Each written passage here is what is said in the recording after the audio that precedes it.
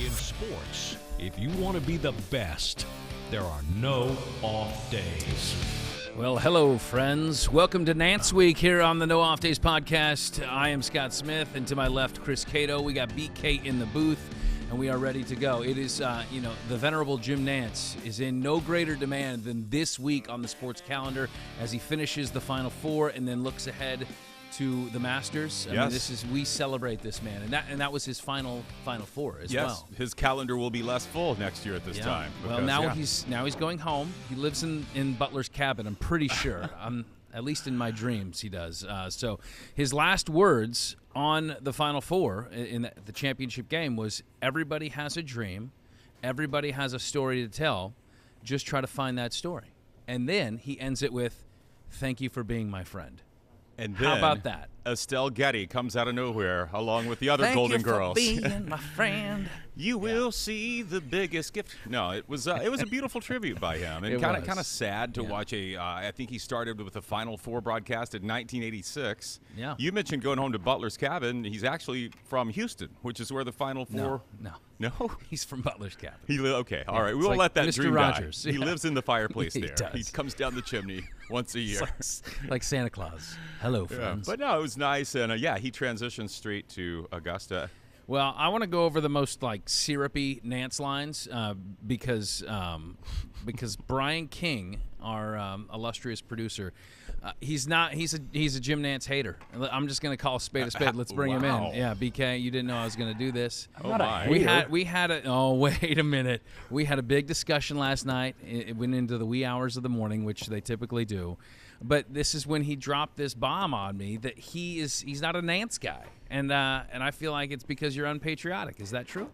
Unpatriotic? Come on, no. I just don't. I think some of his lines are just pre-contrived. I mean, well, sure. And so I'd rather have the more genuine play-by-play guy. Give us an example of the creme de la creme. Yeah. My all-time favorite, who I could listen to every single time he called a game, was Doc Emmerich for NHL. And Doc he has electricity in his voice. Right. Yeah, that is true. Jim's a different guy. I mean, I don't want to call him Jim. Mr. Nantz, he's from a little bit different era. And he is the blueprint for a lot of the guys in our industry. And I think that when you listen to someone like that for so long, they kind of become a caricature of themselves. Yeah. Because they were the forerunner. They blazed the trail. So anyway, without further ado, I'm going to give you the most syrupy Jim Nantz lines. We'll start first. 2009 Masters, Augusta National, an oasis of career-defining moments. Okay, that's all right. That's not bad. Yeah. It kind of sets the scene. 2004 Masters. This is when Phil won. This was the Phil jump year where he got a quarter inch off the ground. Today at 18, will the music be reserved for him at long last? Yeah, I don't see. That's not bad. I don't know. I mean, it's not easy. I think. I think this one's gonna get under Brian's skin. 98 Masters. This is Jack's last Masters. Marco Miro actually ended up winning that year. When the sun rose this Easter morning, there was tranquility in Augusta, a gentle preamble that suggested something improbable was about to evolve. Oh, I'm not sure what that means, but that sounded like what? Brian, are you with us still? Well, Scott sounded like the Dateline guy doing Jim Nantz. Keith Morrison. Yeah. And then we learned Augusta was trying to kill him. Yeah, I think that last one did sound super contrived. But, I mean, you can't hit them all out of the park, right? I don't not like him, but come on, just a... Champion golfers who etched their name in history where the primary color is green. Okay, that one's a little corny. Yeah. I found another quote. I don't think this was part of a broadcast, but he said, "I don't like hot takes any more than I like hot cakes." And I thought, well, wait a minute. Does he not like hot cakes? I don't want to ruin this. If he doesn't like hot cakes, then I might have an issue with that. And ironic, you called these syrupy lines. We can't have hot cakes without syrup. Yeah, no, keep the hot cakes coming. But anyway, so Brian, you're still going to hold. You're going to hold to that. You're I have nothing against him. He's just not one of my favorites. Sounds like you have something against him. No. Definitely anti-Nantz. Anti-Nancer. No, I think we'll get somebody. I mean, Have they said who's going to be Reese's replacement next year for basketball? Irreplaceable. It's like following the GOAT. Yeah, they'll just have a mop standing up there, and then you'll have his color commentator next to it. Just like push a button, and it shoots out one of those lines. I miss Vern Lundquist in football. Oh, that's another name. BK. Oh, does he not like? Is he an anti-Vern? He's not a Vern guy either. What? Brian's an He's SEC very guy. opinionated about it. He's got to like Vern. Vern is just Vern's best call was the Tiger chip in at 16? I think he always does 16 at Augusta. In your life. Right. Yeah. That was iconic. That was He's off had the a cuff. bunch of That's good ones, perfect, though. But And you're saying it was downhill from there. He had so many in college football. Brian, you'll remember this. 2009 national championship game, Alabama, Texas. McElroy trying to stay in bounds. Vern says he Baryshnikovs down the sideline because he's hopping on one foot before. That's not. You can't make right. this stuff up. I know, but Vern's nice guy and everything. But I just kind of think maybe those last 2 years, maybe he should have kind of retired a little bit earlier. Well, that's what they're saying about me and Scott now. Well, we're that's not about me. Well, it looks like we're never going to get Jim Nantz or Vern Lundquist on the No Off Days podcast. But who do we have on today's podcast? Hopefully it's to your liking, BK. It is NASCAR week again. Well, we got the Fox race this weekend at Bristol, the dirt race. Remember they put the dirt all on the high banks there at the track? That was Todd Gilliland. last year was the first one, right? No, last year was the second one. This will be the third one. All right. And so we'll have Todd Gilliland. He's the driver for the Front Row Motorsports car. He will join us. And then also, this is going to be so fun. I'm looking forward to this. Joshua Felder, local kid who's a local actor, and he's an entrepreneur. He's everything, ambassador. He's in that movie Champions, with Woody Harrelson. Yeah. Yes. He's going to join us. He's from Hillsborough High School. Had no idea. I didn't either. Wow. Putting us on the map, baby. Yes, he is. All right. So he'll join us. So The biggest star since Patrick Wilson to come out of the Bay Area. That's pretty big. That is. Well, very cool. We're getting into the little movie talk. I like it. Yeah. We're taking our show to Hollywood. We're going to get. Can we get Woody Harrelson too while we're at it? We can knock Woody's that out. All movie? right, one thing at a time. All right, okay. All right, here we go. Calm down. All right, thanks, BK. We'll catch you. Oh, wait. And we have the revealing of. Oh, the serial You're starting champion. to wheel that squeaky chair back. Don't do that yet. There's no nap time. We have the revealing of The Cereal Bowl champion. Okay. Good. Yes. All right. Finally. We the buried world has been buried waiting. the lead there, I think. Yeah. Okay, very good. We'll hit all that in a little bit. Thank you, BK. If you are listening and you want to watch, go to fox13news.com/NODPOD. If you're watching and you want to listen or subscribe, take out your phone, zap that QR code on the screen, and it'll take you to a bevy of all of our shows. I dare say that even the likes of Vern and Jim Nantz would be on board with what we've done to this point in time. Except for that last segment with Brian. We don't have the syrupy one-liners, but we certainly have the hotcakes, and we'll bring them for you. So check it out. Okay, so we have basketball. The college basketball season is now wrapped up. UConn, congratulations to the Huskies. Yeah. They have won the national championship, topping San Diego State earlier this week. And, it kind of does bring up a little bit of a question as to how much we want these Cinderella teams to go on a run. Because, I think viewership was a little bit down. Mm-hmm. Attendance was down. BK was telling me that they were going for like $40 a pop to watch it in person. Right. Didn't sell out. Correct me if I'm wrong, BK. Pipe it in. He's napping now. Oh yeah, that's right. He's out. So if you have blue bloods, if you have big time programs, you have a couple of 1 seeds. Yeah. Presumably, you're going to have better ratings and higher attendance, right? I think you need one villain, if we can say villain or blue blood. You need one giant left, at least one. And to, I think to create UConn a compelling is that to a certain degree. Well, I think we forgot. Back. I think we kind of forgot how great that's they probably are. True. But yes, I think they can wear that mantle now. But going into this, they're a 4 seed. So yeah, I think you're exactly right. We overall though, I think a great tournament. I love. If we have to live with more Cinderellas in the Final Four, I'm okay with that. Yep. I think it was good basketball. I mean, the national title game was a bit of a clunker. I mean, UConn was just so much better than the Aztecs. But it's the best postseason in sports to me. But the only thing is that it's a little bit inverted where, you know, in any other playoff system, the games kind of get better with more intrigue as you go on. It tends to be that it's the opening weekend of the NCAA tournament that's unlike anything else. And then kind of viewership tends to fade as there's less rooting interests. And, you know, if we have to be honest, everybody that's betting on their bracket and it crumbles in that opening weekend, they're like, well, dude, I'm done, okay? I'm checking out. Yeah. Which, you know, yours truly included. But if you look at San Diego State's run, they go through 12-seed Charleston, 13-seed Furman. Of course, they had 1-seed Bama in there, but 6-seed Creighton and 9-seed FAU. I mean, that's if you're going to have kind of an easier road, and I hate to say that because they earned it along the way, but man. But it was a path, right? Yeah. And then the way the Creighton game kind of ended with was it a foul? Right. He put his hand on his hip.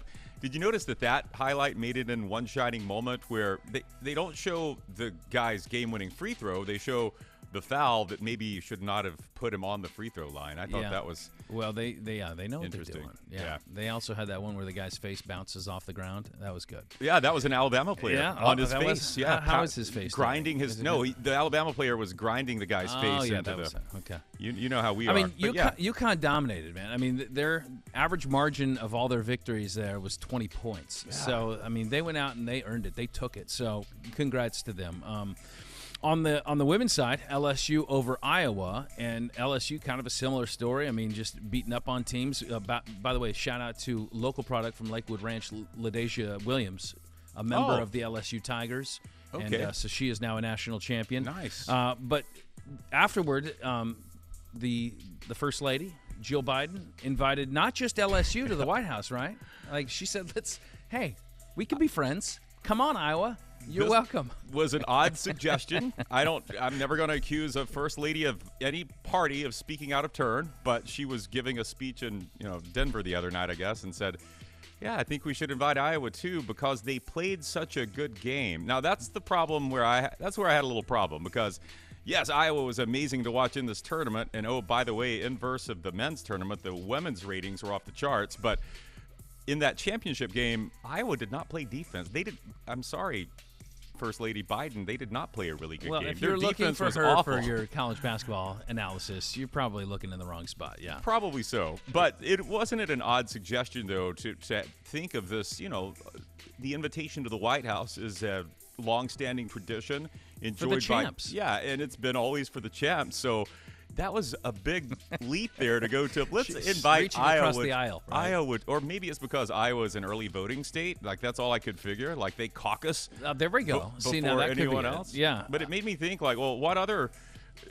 By the way, we should mention the White House has since walked that back. They've walked that back. So yes, but it's not a standing invitation. Yeah, but that would ruin our discussion if we dwell on that for too long. I'm just saying it made me wonder. I think it's a novel idea having the runner-up spoil the special moment of the champion. So, what other traditions in sports could we apply this to? Should we have had San Diego State cutting down part of the net? Like UConn gets most of the net. They deserve to cut down a couple of those. They snipped some strands. Yeah, just let them get up there. Yeah, or maybe it's Jalen Hurts goes to Disneyland with Patrick Mahomes. He doesn't get to get up on the float with Patrick, but he gets to sit in the back of the ride. Yeah, but he still has a great time. Okay. Yeah, and or it could be spinning it ahead to the Masters. The Masters winner gets a green jacket, and maybe the runner-up gets something to complement the jacket. A green vest. Or a pants. Some nice green pants, I think we've been wondering where those pants have been. All these years they're buying these green suits, and then they just chuck the green pants out, My goodness. But the bigger story in the ladies' tournament was this rivalry between Angela Reese and Angel Reese, rather, and Caitlin Clark. Yeah. And this kind of smack talk back and forth, which to me, look, this is reminiscent of, so as a recap, Caitlin Clark, star player for Iowa, best player in college hoops on the ladies' side of things, and she does this, you can't see me thing, a John Cena move, and she was doing that throughout the tournament. She's a little brash smack talker herself. Yeah. And then the tables were turned after LSU had won by Angel Reese, who kind of went out of her way to make sure she saw that. It reminded me of the Dodger fan that made the proposal to his now fiance and got crushed. Right. So, did the security guard go a little bit overboard? Did he have to level a concussion-inducing blow to his head? Could he have just, handcuffed him or taken him off the field? Sure. But if you're going to come down on the field, well, the kid gloves are off, all right? So it's all fair game. If you're going to engage in smack talk, back to my analogy here, if you're going to engage in smack talk, then you have to be willing to take it. And I think Caitlin Clark was willing to take it. But my biggest issue with that was the move. Like John, do we have to pull out like a 20-year-old WWE? I mean, if you're going to do any WWE move, it's got to be the Hogan ear, right? Right. I mean, bring that out. Or drop the people's elbow on someone. I don't know. Maybe that's going to... Hacksaw Jim Duggan did yeah. If you could stick out your tongue and a big thumbs up with your a 2x4 over your shoulder. There you go. Now you've earned it. My whole problem with that whole situation is the public reaction to the smack talk. Like, really, is this the time where we're going to debate whether this is sportsman? It happens all the time. Like, I feel like everyone on social media, or all the people that reacted to it, have never watched basketball. I mean, every level, any sport. Go to a local junior high game. You'll see smack talk. This is part of it. Yeah, no, I agree. I do think that Reese kind of went out of her way a little bit to send that point home. Yeah. And after you have already thumped a team, it does come across as a little bit of poor sportsmanship. But, again, like, I get it. I get both sides. I'm not a huge fan of smack talk, but if you're going to do it, you got to back it up. I've played golf with you before. You talk. Well, with you. You talk a pretty good game. Yeah, but it's all in good. But you do back it up. I will say that. But no, I feel like there was a huge overreaction. Come on. All right. Speaking of smack talk, do you think there's going to be some this week at Augusta? Gosh, I hope so. You got the Masters and the PGA Tour guys, and now here come the bad boys, the live golfers. 18 of them are coming to play at the Masters, and everybody's kind of, there's going to be some bad blood on the golf course, which I like that. I like that storyline. Yeah, golf needs it. And it's not just that these 18, do we have a name for them? The livers? The live golfers? Anyway. Yeah, livers. The livers. It's not just that the 18 livers are playing in the Masters. It's that there's this champions dinner that takes place every year 2 days before the opening round, and I think it's happening tonight as we tape it. They're probably chowing down on. Let's look at the menu. It's so past champion gets to pick the menu, and Scotty Scheffler won last year. Yeah. He's from Texas, so the menu for this champions dinner is basically right out of my dream. It's cheeseburger sliders, firecracker shrimp, tortilla soup. So are those the two apps? Well, I don't know. I haven't been invited. I don't know what you would call it. Well, I hope I hope sliders are the appetizer. If that's the main dish, then you started out disappointing. Well, let me get through this, and then I think you'll see. Firecracker shrimp sounds good. Texas ribeye. That's got to be your entree. Yeah, that's okay. There you go. Yeah. So you're warming up with sliders. That's a strong open. I'm good with that. And then finish it off with a chocolate chip skillet cookie. Oh man, now you're speaking my language. I feel like we should have been invited to this thing. Okay, but here's where I was going with this. This is only for the past champions of the Masters. Well, 6 of the live golfers are past champions, and so indeed, that's kind of some of the talk. Is this going to be a really awkward dinner? Obviously, the public. I hope so. Yeah, me too. The media isn't invited. I want a food fight. Skillet cookie in your eye. Here's just a skillet. It probably doesn't help that a couple days ago, Fred Couples, who will be there, called Phil Mickelson a nutbag, and called Sergio Garcia. That's a compliment, I think. That should be on the menu. Yeah. A nutbag. That's your appetizer. There you go. It's a skillet cookie. Everybody take your lefty bag. Yeah. Look. Yeah. This whole thing with the fact that PGA Tour golfers are so offended at these guys going out and trying to make a buck playing in a different tour, to me, is ridiculous. I've never gotten that argument. I get why the PGA Tour doesn't like it, but I feel like all these other guys are simply mouthpieces for the league. When the reason that these guys were pushed to the live is because they're trying to advance golf in other ways. They're trying to make it more profitable. Of course, everybody's trying to make as much money as they can. Yeah. I mean, but that's what every golfer is doing. Right. So I think that, look, bring on the rivalry, bring on the uncomfortable moments. I'm for it. It's kind of like, to make another WWE analogy, it's like when Hulk Hogan, went to, what was it, NWO? He was Hollywood Hulk. Yeah. I like that. Phil Mickelson is my Hollywood Hulk. I want him to be the bad boy. I want him to step on a couple toes. He already has done that.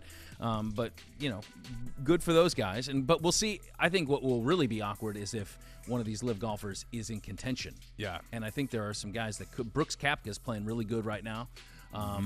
Cameron Smith, I think, let's see. He finished third in the live tournament last weekend. So your best odds right now, Scotty Scheffler's defending champion is, I don't know what the plus 650. He's the number one guy. Right. Followed by Rory, John Rahm, and then Cameron Smith, who's a live guy. So he's coming in at 4. By the way, Tiger, 27th on that list. Oh. So at plus 6,000. Some value there. Yeah, that's all. I'm rooting for Tiger. I want to see Tiger, even though I'm pulling for the live guys a little bit as well. Yeah. One more final point on this. I hope instead of awkwardness, the PGA Tour players actually say thank you for what you've done, because live forced PGA's hand. PGA is now handing out money. The purses are bigger in all of these tournaments.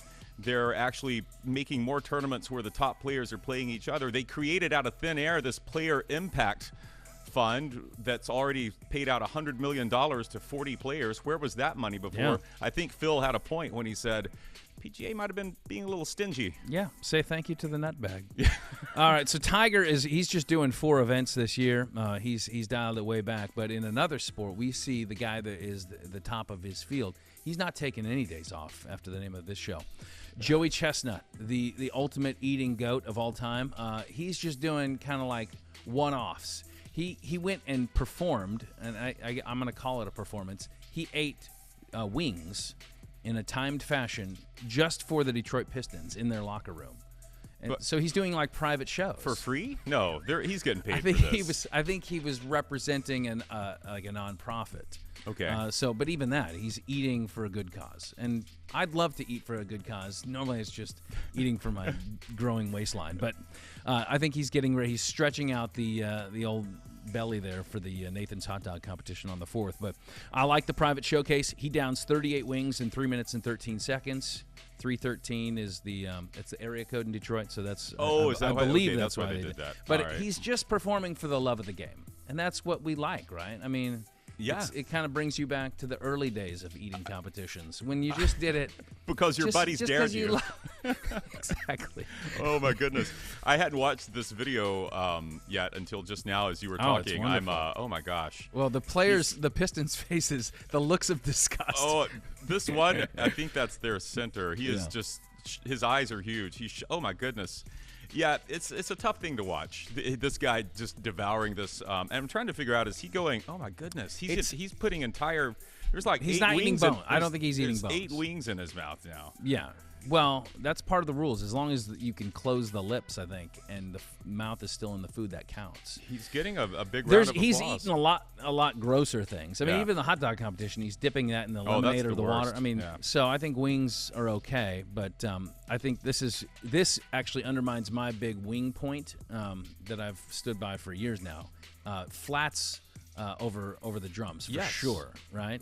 Amen. There's no disagreement. No. Okay. Now, if you had asked, because I'm pretty sure they were just flats. He was ripping, deboning in one fluid motion. No, the article here says he ate flats and drums. I only saw flats. But yes, drums would take a little bit more time. If you ask 15-year-old Chris, what's the better wing, he's going to say drumettes, because I think that's what kids gravitate to, because it looks like a little chicken leg and you can hold it easily. They're adorable. But if you want the best meat, that's on the flat. Yeah. Like it's I think it's the cleaner it's just, dismount, right? Yeah, you don't have to go horizontal either. You can just do vertical and just strip.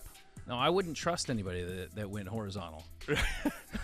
Anybody that eats a flat like that they're not to be handling these. How do you eat your corn? Horizontal, right? Just like Joey Chestnut. I just put the whole cob in and then I spit it out empty. An empty cob comes out. That reminds me, like if you had like food eating competitions, I think they need to take into account the fact that you have an obstacle in the bone, right? Yeah. Like that doesn't test your mettle as an eater. It's like finger coordination, really. Yes. Like if you had a king crab leg eating competition, like or pistachios or something. Got to work around the shell, yeah. Or a pot pie, because those things are like friggin' lava on the inside. Like if it's just too hot, you know. Like, how many hot, steaming hot pockets can you? What a hot pocket. I can't feel my tongue. That'd be tough. Yeah. So how many wings do you think you could put down in 3 minutes? Well, 13 seconds? I ate at Glory Days last weekend, and me and a buddy, we put down 24, and they seemed to vanish pretty quickly. 24. That's pretty good. Yeah. That's good work. I was not competing against him, although I do count bones. I want to make sure. You are. Hey, wait a minute. Hey, we got 24, and I see 13 piles of bones there.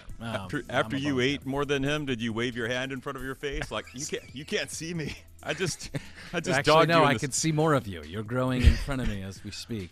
Did you guys go drumettes and flats, or did you? Well, yeah, are you one of those picky tables that says? I don't think you can pick. I've never. Some places you can. Really? Yeah. Oh, well, if I should have asked.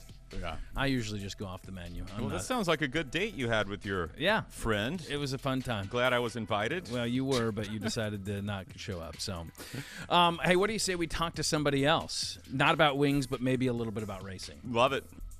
Well, Sunday night on Fox, we got a big race. Bristol Dirt Track under the lights. You can catch our guest there in the Speedy Cash 38 Ford Mustang with Front Row Motorsports. We welcome Todd Gilliland to the NODPOD. Todd, we got super speedways. We've got road courses. We've got dirt tracks. Do you have a favorite? Yeah, I think, like you said, I just love the diversity of our schedule. I think this is the most fun part of it. Honestly, we go from Richmond to Bristol Dirt, to another great short track at Martinsville, and then, like you said, to Talladega. So I just love doing something different every week. I love the small doses of dirt. I've always had a lot of fun at them, but only doing it 1 or 2 times a year definitely keeps it really fun also. Small doses of dirt. That is, of course, the key. I mean, last year you ran the Knoxville Truck Dirt Race, kind of a one-off for you. You won it. So give our viewers, our listeners, an idea from a driver's perspective.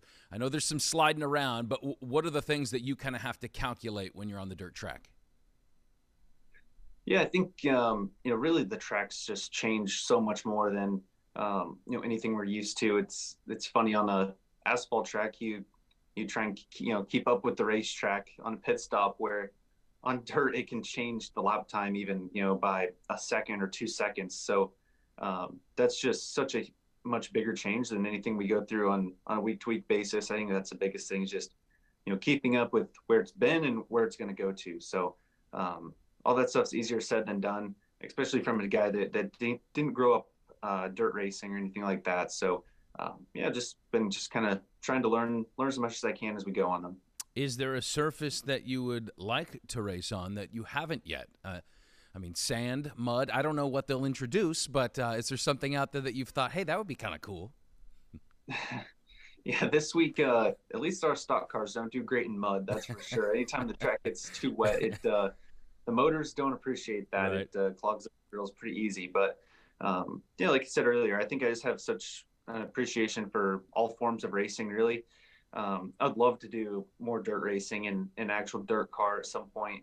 I think a lot of the road courses are cool. I love watching F1, IndyCar, all that stuff. So I think all forms of racing are cool. And even my friend Riley Herbst, they've got a big off-road team. So maybe that's my way to, like you said, get into the sand. There you go. Racing also.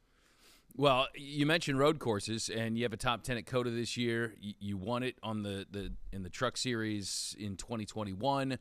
Do you have a favorite stop out there on the Cup Series? Yeah, I think based off finishes, COTA is probably one of our best ones. Indy road course last year is kind of unexpected, but a really good finish for us there. But I think just growing up on short tracks around North Carolina area, I'm so excited to go to Martinsville. It's tough racing in these cars, just beating, banging 500 laps is a long time around there, but I just love the short track racing, and I don't think there's anything really that it was more short track for the Cup Series than Martinsville. You're 22 years old, still a youngster, and by saying you're a youngster, I sound really, really old. But you grew up in the sport. Your dad, David, of course, longtime driver, team owner. Your grandpa, Butch, was a Winston West Series champ back in 1997. What are your early memories of growing up around the track? Yeah, my early memories are, probably of watching my dad in the M&M's 38 car. he got the pole, I think one of his first starts at Daytona for the 500. So I feel like that's one memory that I have. And it's just really cool, like he said, to be able to grow up around the racetrack. And I think some of my best memories, since I was young, are racing on the West Coast in the K&N West Series. And we were able to win 2 championships, but just going to a lot of those small short tracks where they've seen my dad and my grandpa both race. It's really cool to see, the fans out there and, just how long that Gilliland has been racing at some of those racetracks. So it's really cool. And now hopefully start building some more of our own memories for the fans for in the Cup Series. What age were you when you knew what rack and pinion steering was? I mean, do I still even fully know what it is? I don't know. But no, it's we're learning more and more about that with the next gen car and all that. Well, you talk about, your kind of early arrival on the scene, and you were the youngest to win at the age of 15 in the ARCA series. You didn't even have your driver's license. So this was like your excuse to kind of get out there and drive without somebody in the passenger seat, right? Right. That's funny. Even going to late model racing, a lot of stuff, I had to wait till I got out of school. And, and then my mom would have to drive me to the racetrack where I would get out there and drive with, mostly guys that were a lot older than me. So, that was always funny. It's, funny to look back on more so. And, even an interesting story too, since I was racing, and I mean, I probably had time. That's a bad excuse, but I never said I had time to do driver's ed. So then I was like behind 6 months, and I didn't actually get my license till I was like almost 17. So I was really wishing I did it when I turned 16. But when you're 15, you're not really looking forward or ahead that much when you're actually getting your license. So, but yeah, the ARCA race, that was like one of my first like, I felt like big wins. And my first race there with Venturini, that was awesome for sure. I'm not sure that a driver's ed instructor would be comfortable with you drafting while you're learning the skills behind the wheel there. You mentioned your mom, and she's taking you to these races, and you can't drive on normal surface streets, but you can of course race. How's mom as a driver? I mean, we don't want to look past her skills. Does she hold her own? She's maybe more timid than us out there, but she gets the job done, that's for sure. And that's another interesting part is really my dad was racing till I was 15, 16-ish, full time. So a lot of times it really was just me and my mom out there at the racetrack, and a couple crew guys. So that those were all really fun memories looking back on. Well, I would be remiss, because it is Masters Week, if I didn't ask you about this, but your dad went to high school with Tiger Woods. Am I correct in saying this? So I hear that from him all the time, and he says he was on the golf team with him. I've never actually fact-checked him, but that's I'm super jealous if that's actually true. I'm sure he has a story. Does he not have a great Tiger Woods story? Not that I've ever heard. I feel like or maybe I just don't let him get to it, because I'm always just amazed that he actually did, or whenever he tells the story, that he was in high school with him and all that stuff. But that's pretty cool. And I'm definitely cheering for Tiger this weekend at the Masters. How's Dad's golf game? Does he swing it like he did back in high school? We actually went for Father's Day I guess that was last summer now. So it's been a while since we've gone, but I think there's definitely a reason he's not a professional golfer, and that's probably why he must have got dropped from the team pretty quick when Tiger got there. Well, even Tiger would tell you it's tough to hold it together once you hit the mid-40 mark, probably. Well, we wish you the best of luck. Sunday, 7 p.m., it's the Food City Dirt Race in Bristol, and you can catch it right here on Fox. He is Todd Gilliland. Thanks, Todd. Appreciate you stopping by. Awesome. Yep. Thank you guys for having me on. We've had a lot of NASCAR drivers on this here program, but one thing we have not done yet, and we've been trying, we want to get into the entertainment space. Yes. We've reached out to several bands over the months, and the basis for Smash Mouth was interested, remember? Yeah, we could have gotten the basis for Smash Mouth. I think we had one of the guys from Beach Boys as a potential. Yeah. It just hasn't happened yet. So I'm actually really excited for our next guest, Chris. Well, the NODPOD is excited to now jump into the cinematic realm with our next guest. He stars as Darius in the new movie Champions. It's in theaters now. We welcome Tampa native Hillsborough high product Joshua Felder to the NODPOD. Joshua, say hi to everybody. Good to see you. How's life as a big movie star? How is it? It's amazing. It's a blessing. You don't really hear much actors coming from Tampa, where I'm from. We mostly have a lot of famous people in sports coming from where I'm from, but yeah. Like Tampa's being noticed now since, we're starting to get more actors coming from where I'm from. Putting it on the map for sure. So you star in Champions, which Woody Harrelson is the big star in this one as well. And he's Marcus. He is this kind of down on his luck basketball coach that operated in a lower pro league. But he falls on hard times. A judge orders him to now serve some community service, and part of that community service is that he's got to now coach a basketball team that is comprised of individuals with intellectual disabilities, and he takes the charge, and your character is one of the players on that team. You star as Darius. What was your athletic background going into the casting of this movie? So I'm already a natural athlete. Back in high school, I did track and field and swimming. And with basketball, is already a natural talent. I've never played for a league or nothing, but I used to play with friends in the neighborhood, or sometimes we'll play at the rec center.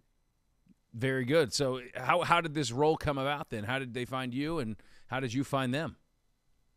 So this was actually 2 years ago, back in 2021. I got connection about auditioning for this movie through this program called Best Buddies. It's a nonprofit organization that helps those with intellectual and developmental disabilities find like one-to-one friendships, integrated employment, inclusive living, and leadership skills. With one of those four pillars, I used my leadership skills to try to audition for this movie. It was me and about 10 other members through the program that was also auditioning for the movie as well. So I did my first two auditions through Zoom. Then I did my last one in person when I was in Boston. Wow. With my last scene, I had to be in character. Plus, the director wanted me to do some basketball scenes too, just dribbling the ball and making some basketball shots. Okay. And then after that was finished, I saw two signs that already made the movie. First sign is when I was still in Boston, when the director was telling one of the staff through Best Buddies for me not to cut my hair and all that. And then the second one is when I did come home and one of the other staff members from Best Buddies asked if I had a passport or not. After I said I didn't have one, they said that I had to get my my passport picture in Tampa, but fly out to Miami to pick up a passport. Oh, I'm sure at that point you're starting to feel the butterflies, like this thing's starting to come together. Had you ever acted before? What's your do you have a theater background? When I was in middle school, this was actually for fun too. I used to be in church plays. Okay. I did the Black History Month play, I did the Christmas play, and I think the Easter one. But that was just for fun. Back then I didn't really see myself as an actor at the time, like I do now, since I made it from being in this movie. Yeah, you yourself, you were born with high-functioning autism, and you play this character. Could you relate to Darius's struggles? How difficult was it to step into that role? It wasn't really hard at all. I'm all about being in character, and when it comes to remembering the lines, I do have photographic memory as well, where I can remember things. And awesome. The one thing I have in common with Darius, the good side of it, is that we're both good at basketball. I imagine you got the handles. You can between the legs, behind the back. You got some of that. Yeah, one of the guys from the movie, Ernie Hudson, says I have handles like Iverson from the 70s. Yeah, Ernie Hudson from Ghostbusters. Absolutely. So what kind of feedback have you received on the movie? Because it's been out now for a couple weeks, right? The feedback that I've been getting ever since this came out for about 3 weeks now, a lot of people have been saying, oh my gosh, I just saw your trailer. I've seen your movie. I'm very excited. I'm very proud of you. I need to get an autograph from you.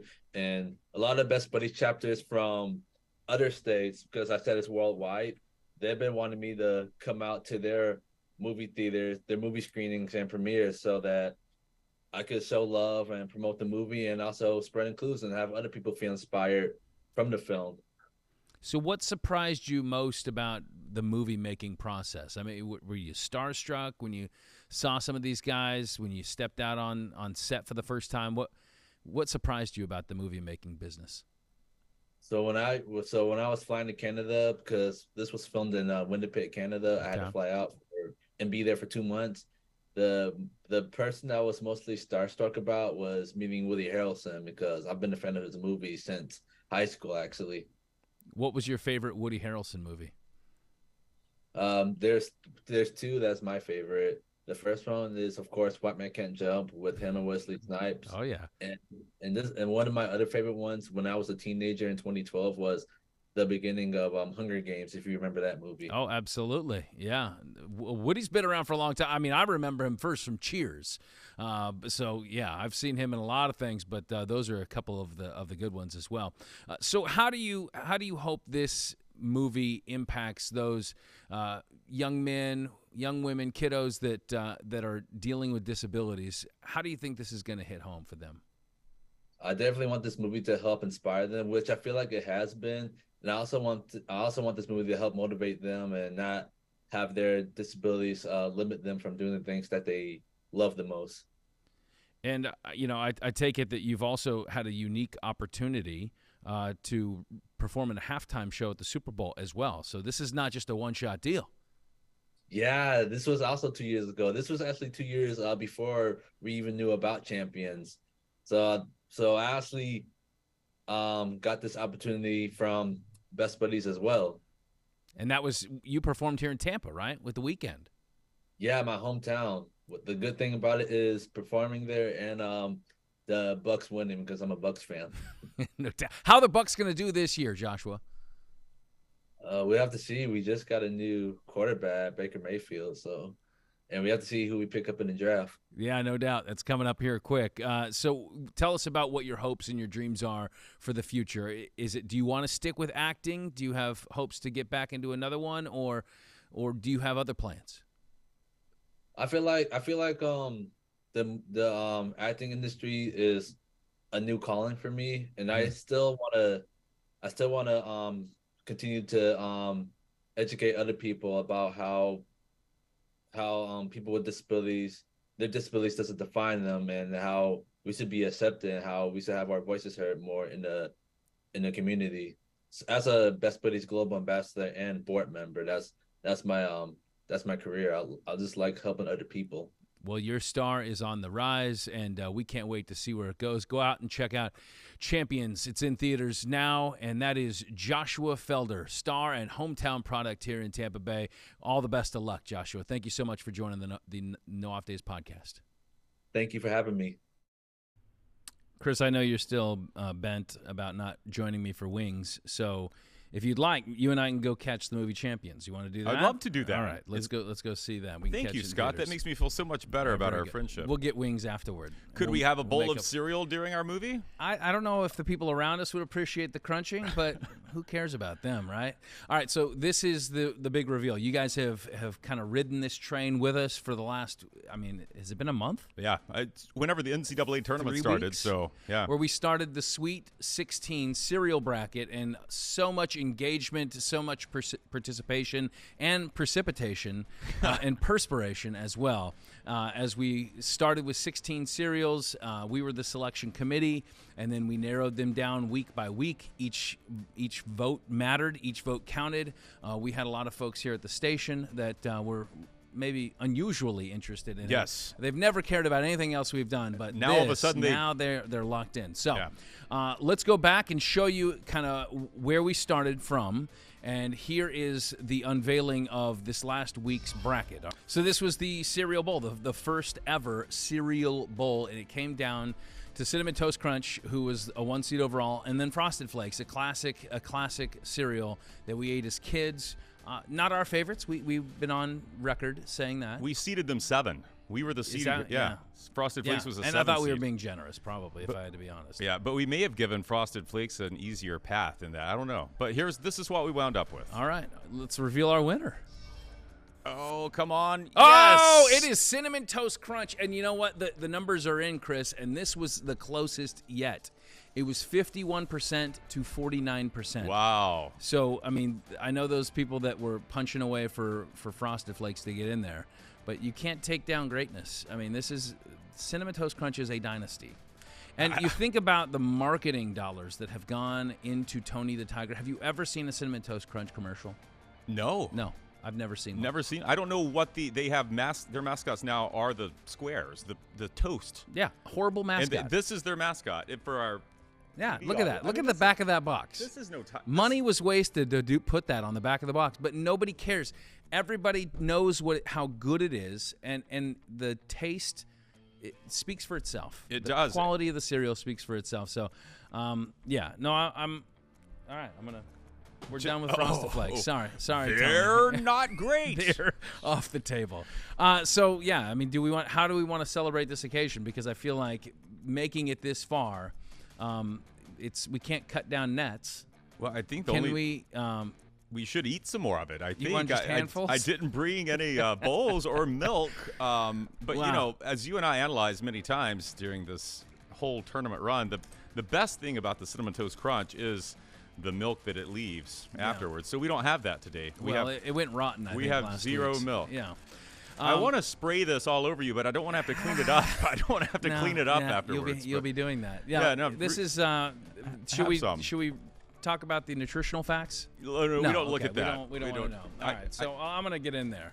Yeah. And this is your family box, so you don't mind if I stick my hand in there, do you? No, we're all family here. Oh, look, there we go. We can flick some. All right. So congratulations to Cinnamon Toast Crunch. Yeah. Even dry. Yeah. It'll play. It holds up well. So much better with milk, though. But thank you to all of you who voted and gnashed your teeth and worried about this along with us. We appreciate the interaction. And those that wanted a different cereal in the bracket that never appeared, we heard you loud and clear. And next year we're going to do this again. And we're still not going to put your cereal in it because you were so obnoxious and annoying about it. And maybe you think Golden Grams is getting in? I don't think so, Paul Delegato. No. Honey Smacks, Mark Wilson, forget about it. Come on. That's like packing material. It's not actually cereal. And hello, Kellogg's. Hello, General Mills. We know you're out there. I mean, prime opportunity for sponsorship here. Don't make us go to Post. Don't make us pick a Post cereal. Well, Cinnamon Toast Crunch is the 2023 Cereal Bowl champ, the first ever. This is Joe Namath. He called his shot at the beginning of this thing, and he's running off the field victorious. So it was fun to go on this journey with you, Chris. As someone that loves cereal as much as I do, it's meant a lot. Let's cut down the nets. Let's have our one shining moment, and let's not do this again for a while. It was a lot of work for BK in the graphics department. It's a tradition unlike any other. On Nantz Week, we are celebrating CTC as the national champion.